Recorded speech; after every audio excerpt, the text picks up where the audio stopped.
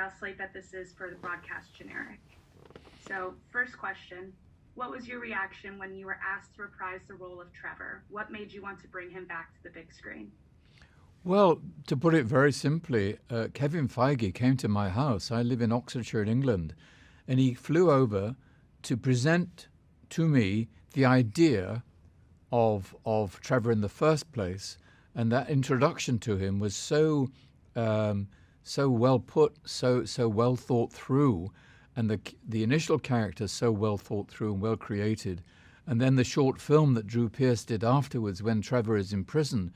It was a marvelous opportunity to add more layers and see another aspect of him in his element as an actor doing a one-man show for people, dressed in his Shakespearean costume. It was a tremendous opportunity. I was absolutely delighted to revisit Trevor and to give him another breath of life, as it were. Oh, really, really a wonderful opportunity. You have said that Trevor is an amazing adapter. Can you tell us why? Well, I think not to go into too much of a backstory because the audience don't see that, but I think that there is a struggle in Trevor. I think that he is a great survivor and a great adapter because of perhaps something in his childhood, perhaps his parenting, and certainly there is an element in the true actor of the chameleon, one that can empathize, transform, and adapt in order to tell a story. And I think that Trevor's ability to tell a story and to adapt and to empathize is perhaps a tool for life that he didn't quite realize he had until he gets into that extraordinary environment of Tarlow and that journey towards Tarlow, where he suddenly has an authority that perhaps he didn't realize he had in the first place. So it's a voyage, along with so many of the other cast members, it is also a voyage of self-discovery for Trevor too. Trevor brings so much humor and fun to the film. As an actor, how did you go about developing him as a fully rounded, relatable character? Well, I'm very flattered that you've described him as a fully rounded, relatable character.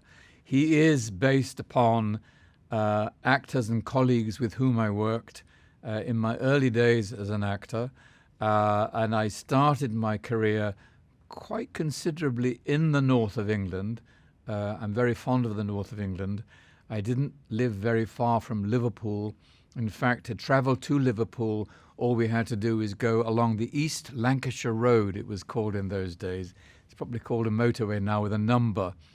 But then it was the East Lancs Road, and it was so exotic to go, 20 miles from Manchester or Salford up to Liverpool, where there dwelt a tailor who made my father's suits, and also, when I was an adolescent, made my first suit.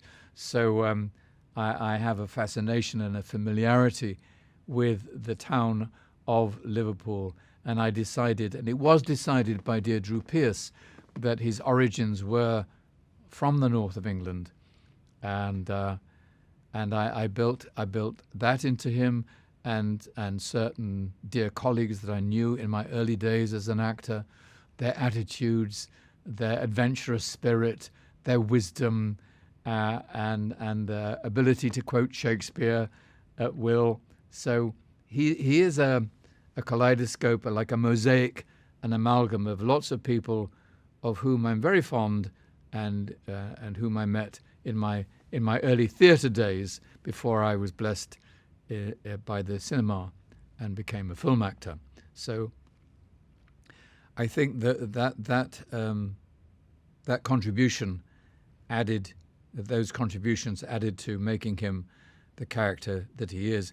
But I must say that on paper, on the page, he's a marvelous role to play.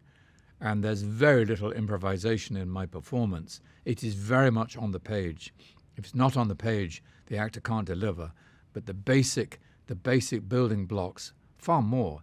Practically every word I say in the film is on the page. So that's a great starting point. And what do you think about Trevor's costume for this film?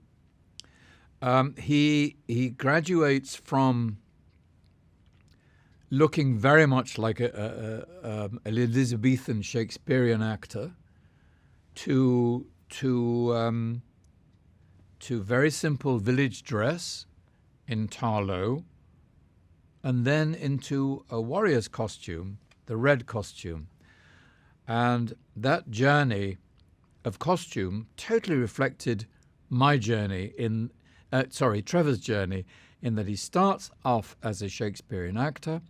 He then travels as a villager, as a wanderer, and then discovers in him something that might be, just at a pinch, something of the warrior.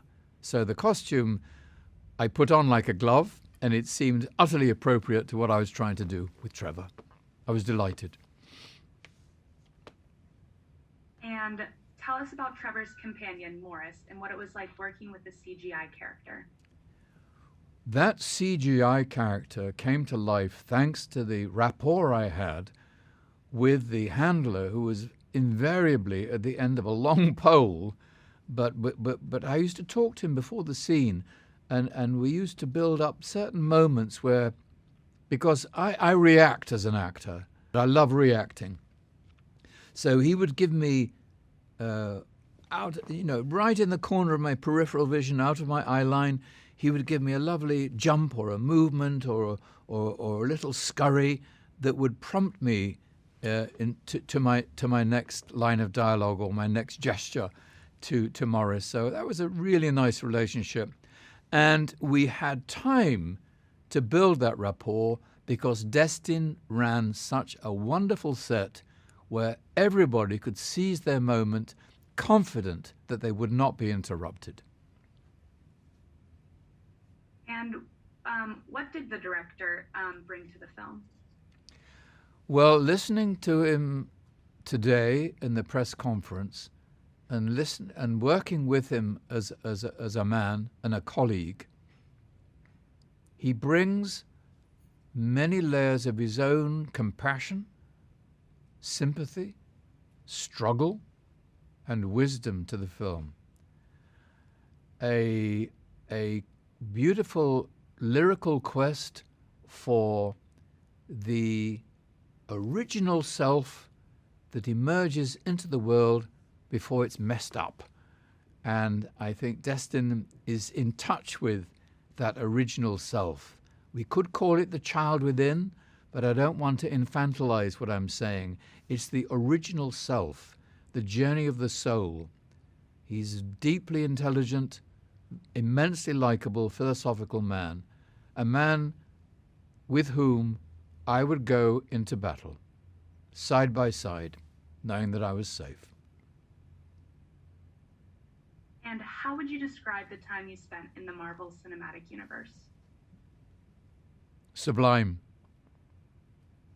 There's your one word. And final question, what can audiences expect when they see this movie? We have to give it away.